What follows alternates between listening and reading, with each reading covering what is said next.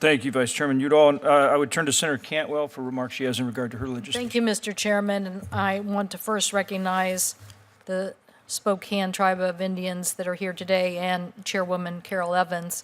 I want to thank the Chairwoman and the current leadership and the past leadership for working with myself and Senator Murray over the last many years to try to move this legislation.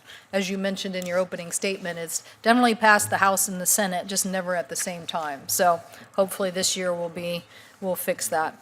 The Spokane Tribe of Indians and the Equitable Settlement Compensation Act is about compensation for the Spokane Tribe for past and continued use of their tribal lands by the federal government. As a result of the construction of the Grand Coulee Dam in the 1930s, thousands of acres of Spokane tribal lands were flooded, and the dam disrupted their habitat, their livelihood, requiring them to alter their way of living. These lands are also of significant spiritual and cultural value to the Spokane people.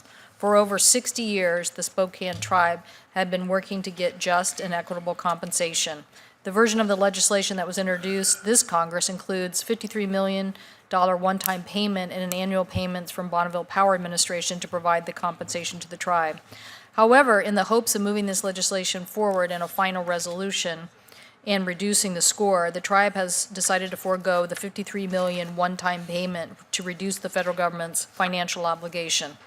The amendment I'll be offering today addresses the tribe's decision by striking Section 5 of the legislation of the Spokane Tribe of Indians Recovery Trust.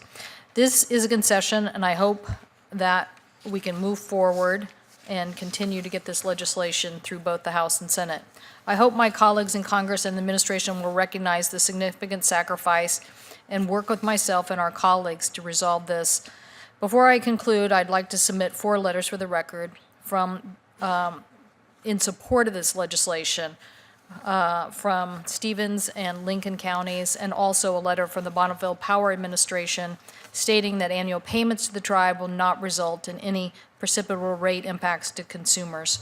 Thank you for the committee for considering this legislation. I hope that we can move it quickly through the Senate. Thank you.